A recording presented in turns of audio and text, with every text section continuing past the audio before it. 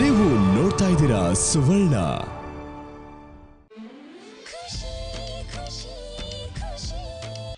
ನೋಡಮ್ಮ, ನಿನ್ನ ವಿಷ್ಣು ಮತ್ತೆ ನಿನ್ನ ಸಿಗ್ತಾ ಇದ್ದಾನೆ. ಅದು ಆದಷ್ಟು ಬೇಗ ಆಗ್ಲಿ ಅಂತ ಆ ದೇವ್ರ ಹತ್ರ ಬೇಡ್ಕೊ. ಈಗಲಾದ್ರೂ ಖುಷಿನಾ? ಡಾಕ್ಟರ್ ಹೇಳಿದಾರಮ್ಮ, ನಿನಗೆ ಒಳ್ಳೊಳ್ಳೆ ಸುದ್ದಿ ಹೇಳ್ತಾ ಇದ್ರೆ ಆದಷ್ಟು ಬೇಗ ಗುಣವಾಗ್ತೀಯಂತೆ. ಅಲ್ಲಮ್ಮ, ವಿಷ್ಣು ನಿನ್ನ ಮತ್ತೆ ಸೇರ್ತಾನೆ ಅನ್ನೋದಕ್ಕಿಂತ ಒಳ್ಳೆ ಸುದ್ದಿ ಬೇಕಾ? ಆದಷ್ಟು ಬೇಗ ಸರಿ ಹೋಗಮ್ಮ ಮಗಳೇ. ಮಗಳೇ, ನನ್ನ ಸ್ವಲ್ಪ ಕೆಲಸ ಇದೆ, ಬರಲಾ? ಬರ್ತೀನಿ ಮಗಳೇ. अच्छे दिन आ गई, आ गई.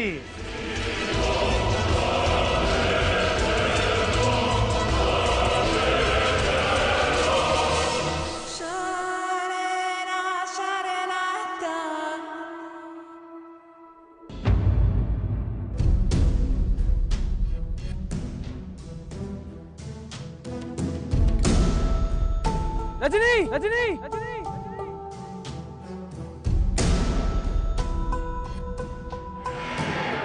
रजनी, रजनी,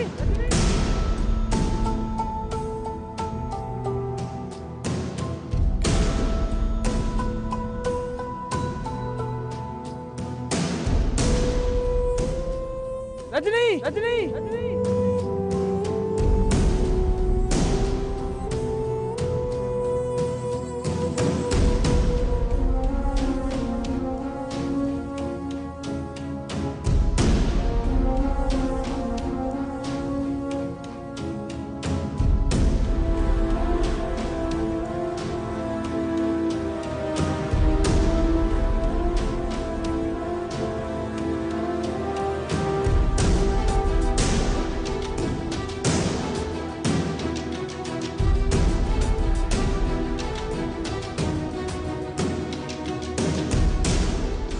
ಏನಿದು ತಮಾಷೆ ವಿಷ್ಣು? ತಾಳಿನ ಯಾವತ್ತೂ ಈ ತರ ಕಿತ್ತಾಕ್ಬಾರ್ದು.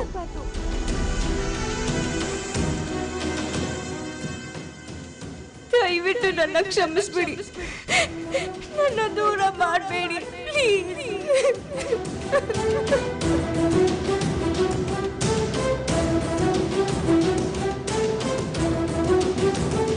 रजनी, रजनी. ನಾನ್ ಚಂದ್ರ ನಿಮ್ಗೆ ಬಿಡಿ. ಈಗ ನೀನ್ ಸಾಯ್ಬೇಕಲ್ಲ, ಹೋಗ್ ಸಾಯ್.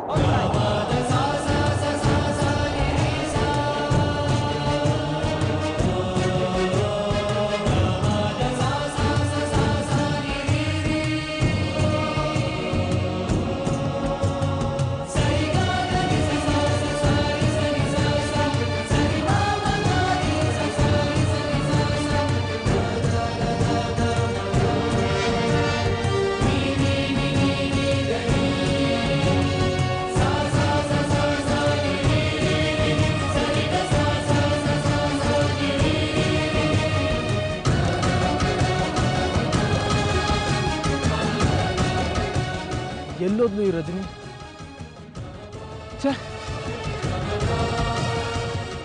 ಒಂದು ವೇಳೆ ಅವಳು ಮನೆಗೆ ಹೋಗ್ತೀನಿ ಅಂತ ಹೇಳ್ತಾ ಇದ್ಲು, ಅಲ್ಲಿಗೇನಾದ್ರೂ ಹೋಗಿರ್ಬೋದಾ?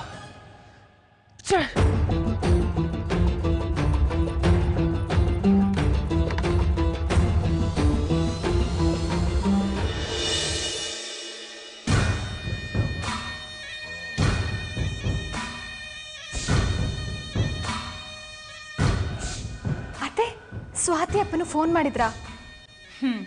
ಮಾಡಿದ್ದೆ. ಏನಂದ್ರು? ಸ್ವಾತಿ ಭಾಳ ಚೆನ್ನಾಗಿರತ್ತೆ ಅಂದರೆ ನಾನು ಏನು ಬೇಕಾದ್ರೂ ಮಾಡೋಕ್ಕೆ ರೆಡಿ ಅಂತ ಹೇಳಿದ್ರು. ಸರಿ, ಅಂದಹಾಗೆ ಅತ್ತೆ, ನಿಮ್ಮ ಮುಂದಿನ ಪ್ಲಾನ್ ಏನು? ಮೊದಲು ಅವರಿಬ್ಬರು ಮನೆಗೆ ಬರಲಿ, ಆಮೇಲೆ ರಜನಿಗೆ ಸ್ವಾತಿ ಬಾಳು ವಿಷ್ಣುವಿಂದ ಹಾಳಾಗಿದೆ, ಸ್ವಾತಿ ಕೋಮದಲ್ಲಿರೋದಕ್ಕೆ ವಿಷ್ಣುನೇ ಕಾರಣ, ಸ್ವಾತಿ ಮತ್ತೆ ಮೊದಲಿನ ಥರ ಆಗಬೇಕು ಅಂದರೆ ನೀನು ವಿಷ್ಣುನ ಸ್ವಾತಿಗೆ ಬಿಟ್ಕೊಡ್ಲೇಬೇಕು ಅಂತ ರಜನಿ ಮೇಲೆ ಪ್ರೆಷರ್ ಹಾಕೋಣ. ಸ್ವಾತಿ ತಂದೆನೂ ಕರೆಸಿ ರಜನಿ ಜೊತೆ ಮಾತಾಡ್ಸೋಣ. ಆಗ ರಜನಿ ಖಂಡಿತ ವಿಷ್ಣುನ ಬಿಟ್ಟು ಹೋಗೇ ಹೋಗ್ತಾಳೆ. ನಿಮ್ಗಾಗ ಅನ್ಸುತ್ತಾ ಅತ್ತೆ? ಖಂಡಿತ. ರಜನಿ ಏನು ಅಂತ ನನಗೆ ಚೆನ್ನಾಗಿ ಗೊತ್ತು. ಯಾರೇ ಕಷ್ಟದಲ್ಲಿದ್ರೂ ಅವ್ರಿಗೆ ಸಹಾಯ ಮಾಡೋಕ್ಕೆ ಮುಂದೆ ಬಂದೇ ಬರ್ತಾಳೆ. ಅಂಥದ್ರಲ್ಲಿ ಸ್ವಾತಿ ಸ್ಥಿತಿ ನೋಡಿ ಕರಗದೆ ಇರ್ತಾಳ? ಸರಿ ಅತ್ತೆ, ಆ ರಜನಿ ಓಡೋದ್ಮೇಲೆ ಸ್ವಾತಿ ಜೊತೆ ವಿಷ್ಣುಗೆ ಮದ್ವೆ ಮಾಡಿಸಿದ್ರಾಯ್ತು. ನಿಖಿತಾ, ಅದಕ್ಕೆ ಹೇಳೋದು ನಿನಗೆ ಬುದ್ಧಿ ಇಲ್ಲ ಅಂತ.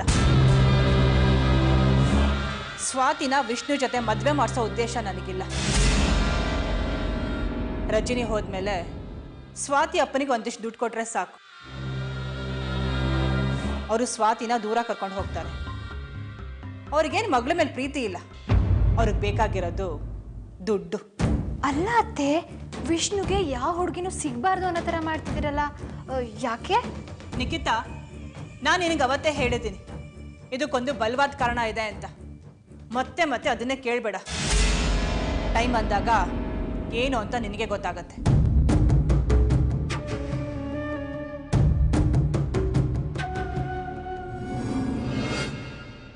ಅಯ್ಯೋ, ಈ ಅತ್ತೆ ಮನಸ್ಸಲ್ಲಿ ಏನು ನಡೀತಿದೆ ಅಂತಾನೆ ಗೊತ್ತಾಗ್ತಿಲ್ಲ. ದಿನಕ್ಕೊಂದೊಂದು ಟ್ವಿಸ್ಟ್ ಕೊಡ್ತಿದ್ದಾರೆ.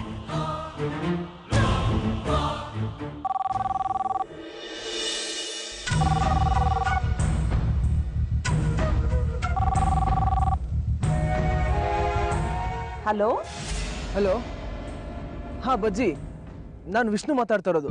ಓ ವಿಷ್ಣು, ಹೇಳಪ್ಪ, ಹೇಗಿದ್ಯಾ? ಹಾಂ ಬಜ್ಜಿ, ನಾನು ಚೆನ್ನಾಗಿದ್ದೀನಿ. ನೀವು ಹೇಗಿದ್ದೀರಾ? ಚೆನ್ನಾಗಿದ್ದೀನಿ. ಏನು ವಿಷಯ ಫೋನ್ ಮಾಡಿದ್ದು? ಸುಮ್ಮನೆ ಮಾಡಿದೆ. ಅದು ಅದು ಏನದು? ಅದು ಏನಿಲ್ಲ ಬಜ್ಜಿ. ಯಾಕಪ್ಪ, ಏನಾದರೂ ಸಮಸ್ಯೆನಾ? ರಜನಿ ಎಲ್ಲಿದ್ದಾಳೆ? ಅವಳಿಗೆ ಫೋನ್ ಕೊಡು. ಇವ್ರು ರಜನಿನ್ ಕೇಳ್ತಾ ಇದ್ದಾರೆ ಅಂದ್ರೆ ರಜನಿ ಇವ್ರ ಮನೆಗೆ ಹೋಗಿಲ್ಲ. ಅದು ಬಜ್ಜಿ, ರಜನಿ ಇಲ್ಲಿಲ್ಲ, ಇಲ್ಲೇ ಹೊರಗೆ ಹೋಗಿದ್ದಾಳೆ. ಮತ್ತೇನು ಫೋನ್ ಮಾಡಿದ್ದು? ಹಾಂ, ಅದು ಬಜ್ಜಿ, ನಿಮಗೆ ತಿಂಡಿ ಅಂದರೆ ತುಂಬ ಇಷ್ಟ ಅಲ್ವಾ? ಅದಕ್ಕೆ ಏನು ತರೋದು ಅಂತ ಜ್ಞಾಪಿಸ್ಕೊಂಡು ಫೋನ್ ಮಾಡಿದೆ. ಅದನ್ನ ನೆನಪಲ್ಲಿ ಇಟ್ಕೊಂಡು ಫೋನ್ ಮಾಡಿದ್ಯಾ? ತುಂಬ ಥ್ಯಾಂಕ್ಸ್. ನೀನೇನು ಬೇಕಾದ್ರೂ ತಗೊಂಡು ಬಾ. ನೀನು ಏನು ತಂದ್ರೂ ನನಗೆ ಖುಷಿನೇ. ಸರಿ ಬಜ್ಜಿ. ರಜನಿ ನಿಜಕ್ಕೂ ಅದೃಷ್ಟವಂತೆ, ಅದಕ್ಕೆ ನಿನ್ನಂಥ ಗಂಡ ಸಿಕ್ಕಿರೋದು. ಸರಿ ಬಜ್ಜಿ, ನಾನು ಮತ್ತೆ ಫೋನ್ ಮಾಡ್ತೀನಿ. ಸರಿ. ಅನು ಅನು, ರಜನಿ ಇವ್ರ ಮನೆಗೂ ಹೋಗಿಲ್ಲ ಅಂದ್ರೆ ಎಲ್ಲಿ ಹೋದ್ಲು? ಒಂದು ವೇಳೆ ನಮ್ಮ ಮನೆಗೆ ಏನಾದರೂ ಹೋಗಿರ್ಬೋದಾ?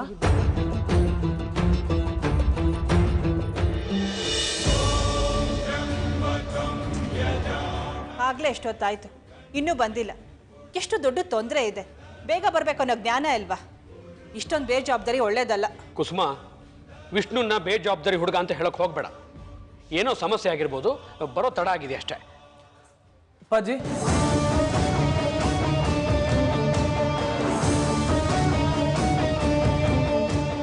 ವಿಷ್ಣು ಬಂದ್ಯಾ? ರಜನಿಯಲ್ಲಿ? ಅಪ್ಪಾಜಿ, ಅವಳು ಬಂದಿಲ್ಲ. ಬಂದಿಲ್ಲ ಅಂದ್ರೆ ಏನರ್ಥ? ಎಲ್ಲಿದ್ದಾಳ ಅವಳು? ಅದು ಅದು ಅಪ್ಪಾಜಿ, ಅವಳನ್ನ ತವ್ರ ಮನೆಗೆ ಬಿಟ್ಟು ಬಂದಿದ್ದೀನಿ.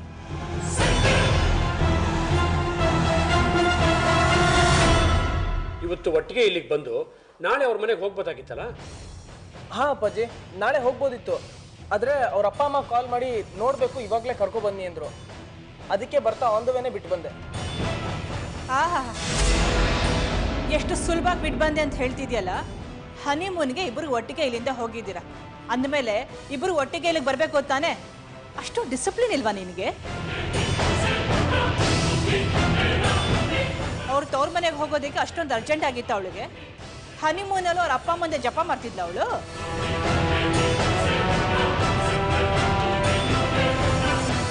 ಇಲ್ಲಿಗೆ ಎಷ್ಟು ದೊಡ್ಡ ಸಮಸ್ಯೆ ಆಗಿದೆ, ಏನು ಅಂತ ಕೇಳೋ ಸೌಜನ್ಯನೂ ಇಲ್ವಾ ಅವಳಿಗೆ? ಹೋಗಿ ಹೋಗಿ ಇಂಥ ಹುಡುಗಿ ಮದುವೆ ಮಾಡ್ಕೊಂಡ್ ಬಂದಿದ್ಯಲ್ಲ ನೀನು. ಕುಸುಮ, ಇಂಥ ಸಂದರ್ಭದಲ್ಲಿ ಆ ವಿಷಯ ಎಲ್ಲ ಮಾತಾಡೋದು ಬೇಡ. ಅವಳಿಗೆ ತಂದೆ ತಾಯಿ ನೋಡ್ಬೇಕು ಅಂತ ಆಸೆ ಆಗಿದೆ, ಹೋಗಿದ್ದಾಳೆ. ಅವ್ರ ತವ್ರ ಮನೆ ವಿಷಯದಲ್ಲಿ ನಾವು ಮೂಗು ತೋರಿಸೋದು ತಪ್ಪಾಗತ್ತೆ. ಆ ವಿಷಯ ಎಲ್ಲ ಮಾತಾಡಬೇಡ ನೀನು. ವಿಷ್ಣು ಬಾ, ನಿನ್ನ ಹತ್ರ ನಾನು ಸ್ವಲ್ಪ ಮಾತಾಡಬೇಕು.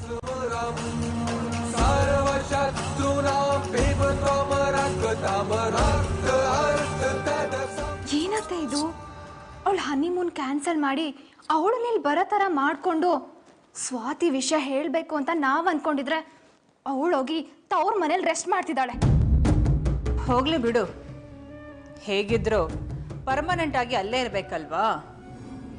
ಈಗಲಿಂದಾನೇ ಅಲ್ಲಿರೋದಕ್ಕೆ ಪ್ರಾಕ್ಟೀಸ್ ಮಾಡ್ಕೊಳ್ಳಿ.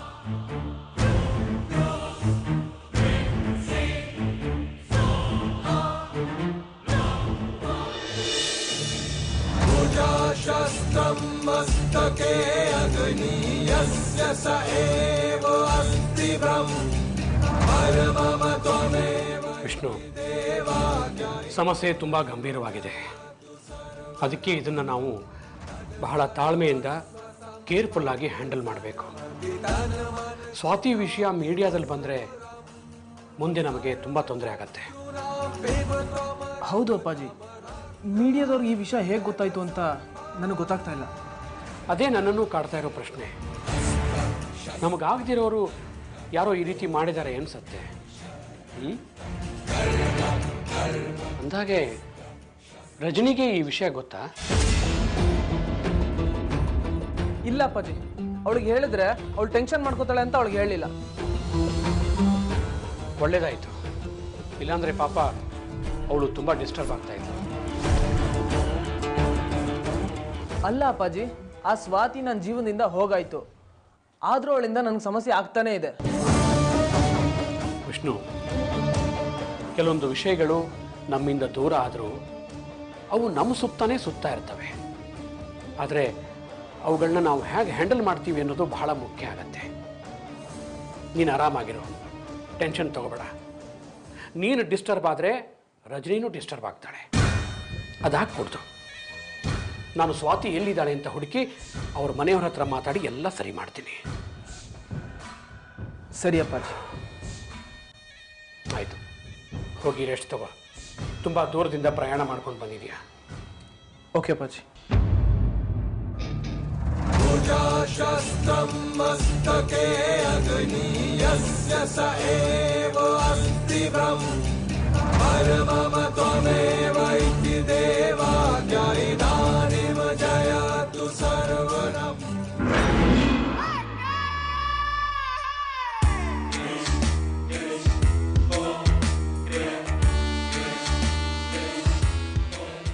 ಪಾಂಡು,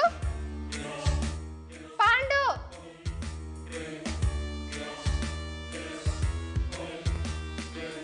ಪಾಂಡು,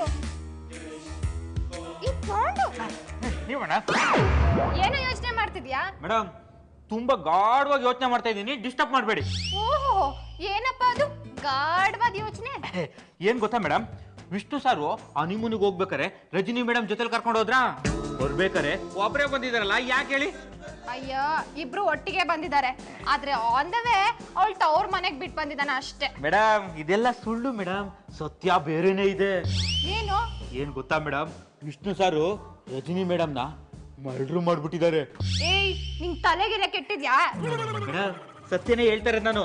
ನೀವು ಬಾನಲ್ಲೇ ಮಧುಚಂದ್ರಕ್ಕೆ ಸಿನಿಮಾ ನೋಡಿದಿರಾ? ಅದ್ರಲ್ಲಿ ಹೀರೋ ಹನಿಮೂನಿಗೆ ಅಂತ ಹೀರೋಯಿನ್ ಕರ್ಕೊಂಡು ಹೋಗ್ತಾನ, ಅಲ್ಲಿ ಅವಳನ್ನ ಮರ್ಡ್ರು ಮಾಡ್ಬಿಡ್ತಾನೆ. ಈ ಸಿನಿಮಾ ಎಂಡಲ್ಲಿ ಹೀರೋನೇ ಸಾಯಿಸಿದ್ದು ಅಂತ ಗೊತ್ತಾಗುತ್ತೆ. ಹಾಗೆ ವಿಷ್ಣು ಸಾರು ಮಾಡಿರ್ಬೋದಲ್ಲ. ಹೌದಾ? ಯಾವ್ದಕ್ಕೂ ಹೋಗಿ ಅತ್ತೆಗೆ ಹೇಳ್ ಬರ್ತೀನಿ. ಅತ್ತೆ, ಅತ್ತೆ, ಅತ್ತೆ, ಅತ್ತೆ, ಅತ್ತೆ, ಅತ್ತೆ. ರಾಮ, ಯಾಕೆ ಕಿರ್ಚ್ತಾ ಇದೆಯಾ ನೀನು? ಅತ್ತೆ, ವಿಷ್ಣು ರಜನಿನ ಅವ್ರ ತವ್ರ ಮನೆಗೆ ಬಿಟ್ಟು ಬಂದೆ ಅಂತ ಹೇಳದ್ನಲ್ಲ, ಅದು ನಿಜ ಅಂತ ನಿಮ್ಗೆ ಅನ್ಸುತ್ತಾ? ಯಾಕೆ? ಅಲ್ಲ ಅತ್ತೆ, ವಿಷ್ಣು ರಜನಿನ ಹನಿಮೂನ್ ಕರ್ಕೊಂಡೋಗಿರೋ ಪ್ಲೇಸಲ್ಲೇ ಏನಾದ್ರೂ ಮಾಡಿ ಈಗ ಸುಳ್ಳು ಹೇಳ್ತಿರ್ಬೋದಲ್ವಾ? ನಿನಗೇನಾದ್ರೂ ತಲೆ ಕೆಟ್ಟಿದ್ಯಾ? ಯಾಕೆ ಹೀಗೆಲ್ಲ ಮಾತಾಡ್ತಿದ್ಯಾ ನೀನು? ಹೀಗೂ ಆಗಿರ್ಬೋದು ಅಂತ. ಬಾನಲ್ಲೇ ಮಧುಚಂದ್ರಕ್ಕೆ ಸಿನಿಮಾದಲ್ಲಿ ಹೀರೋ ಹೀಗೆ ಮಾಡಿರ್ತಾನೆ. ನಿಖಿತಾ, ಇನ್ನೊಂದ್ಸಲ ನೀನು ಹೀಗೆಲ್ಲ ಬಾಯಿಗೆ ಬಂದಂಗೆಲ್ಲ ಮಾತಾಡಿದ್ರೆ ನಿನ್ನೂ ನಿನ್ನ ತವ್ರ ಮನೆ ಕಳಿಸ್ತೀನಿ ಅಷ್ಟೇ. ಅತ್ತೆ ನನ್ಗೆ ಯಾಕೆ ಬೈತೀರಾ? ಈ ವಿಷಯನ ನಂಗೆ ಪಾಂಡು ಹೇಳಿದ್ದು. ಏನು ಪಾಂಡುನ? ಎಲ್ಲಿ ಅವನು? ಪಾಂಡು, ಏ ಪಾಂಡು, ಹೇಳಿ ಮೇಡಮ್. ಬಾಯ್ ಕಡೆ. ಏನು ಏನೇನೋ ಮಾತಾಡ್ತೀಯಂತೆ ನೀನು? ನಾನೇ ಮಾತಾಡಿದೆ ಮೇಡಮ್. ವಿಷ್ಣು ರಜನಿನ ಅಲ್ಲೇ ಮುಗಿಸ್ ಬಂದಿನ ಅಂತ ಹೇಳಿದ್ಯಂತೆ. ನಾನು ಯಾರ ಹತ್ರ ಹೇಳಿದೆ ಮೇಡಮ್? ಈ ಪಾಂಡು ಅವಾಗ್ಲೇ ನೀನ್ ತಾನೇ ಹೇಳಿದ್ದು. ನಾನು ಯಾವಾಗ ಹೇಳಿದೆ ಮೇಡಮ್? ಸುಳ್ಳು ಹೇಳ್ಬೇಡ ನೀನು. ಸಾಕ್ ನಿಲ್ಲಿಸ್ತೀರಾ? ನಿಖಿತಾ, ಯಾರ್ಯಾರ್ದೋ ಮಾತು ಕೇಳ್ಕೊಂಡು ಏನೇನೋ ಹುಚ್ಚುಚ್ಚಾಗಿ ಮಾತಾಡ್ಬೇಡ ನೀನು. ನೀನು ಈ ಮನೆ ದೊಡ್ಡ ಸೊಸೆ, ನೆನ್ಪಿರ್ಲಿ.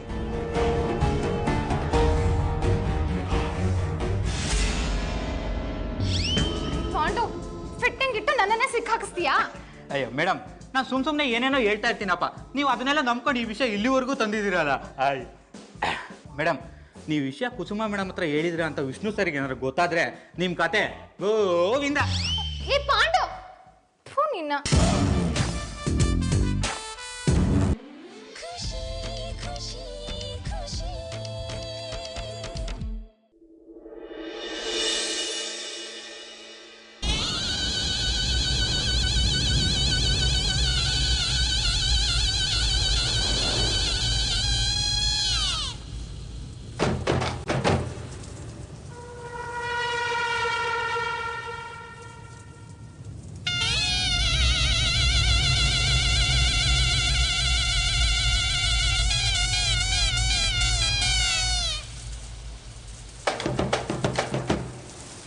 ರಜನಿ, ನನಗೆ ಚಳ್ಳೆ ಹಣ್ಣು ತಿನ್ಸಿ ಎಸ್ಕೇಪ್ ಆಗ್ತೀಯ. ಎಲ್ಲಿ ಹೋಗ್ತೀಯ? ಇವತ್ತಲ್ಲ ನಾಳೆ ಬಂದೇ ಬರ್ತೀಯ. ನನಗಿರೋ ಕನ್ಫ್ಯೂಷನ್ ಏನಂದ್ರೆ, ನೀನು ತವ್ರ ಮನೆಗೂ ಹೋಗಿಲ್ಲ, ಮತ್ತೆಲ್ಲಿ ಹೋಗಿದ್ಯಾ?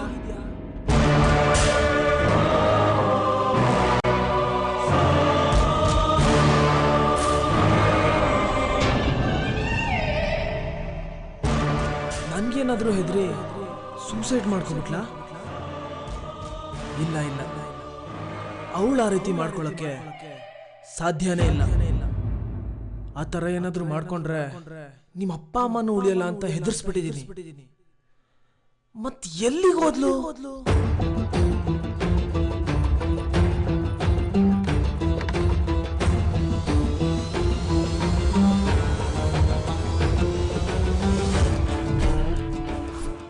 ರಜನಿ, ನನಗೆ ಟೆನ್ಷನ್ ಕೊಡ್ತೀಯ.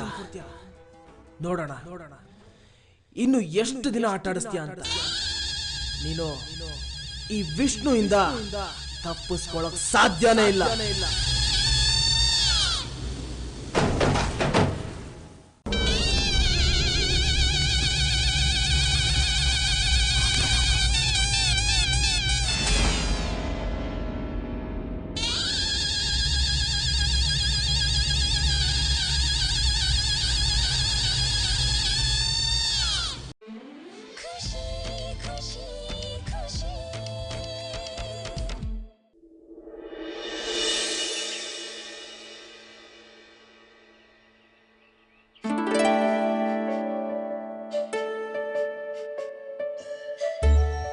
ರೀ, ಇವತ್ತು ರಜನಿನ ಮನೆಗೆ ಕರೆಯೋಣ ಅಂತ ಹೇಳಿದ್ರಲ್ಲ?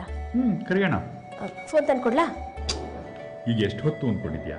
ಇನ್ನೂ 8 ಗಂಟೆನೂ ಆಗಿಲ್ಲ. ಅವ್ರು ಎದ್ದಿರ್ತಾರೋ ಇಲ್ವೋ, ಆಮೇಲೆ ಫೋನ್ ಮಾಡೋಣ. ನೀವು ಹೀಗೆ ಹೇಳಿ ಆಮೇಲೆ ಏನಾದರೂ ಬೇಡ ಅಂದರೆ ನಾನು ಸುಮ್ಮನಿರಲ್ಲ ನೋಡಿ. ನಾನು ಯಾಕೆ ಬೇಡ ಅನ್ಲಿ ಅನು? ಅವಳು ನಿನಗೆ ಹೇಗೆ ಮಗಳು, ನನಗೂ ಹಾಗೆ ಮಗಳು. ನನಗೂ ಅವಳು ನೋಡಬೇಕು ಅಂತಿರುತ್ತೆ.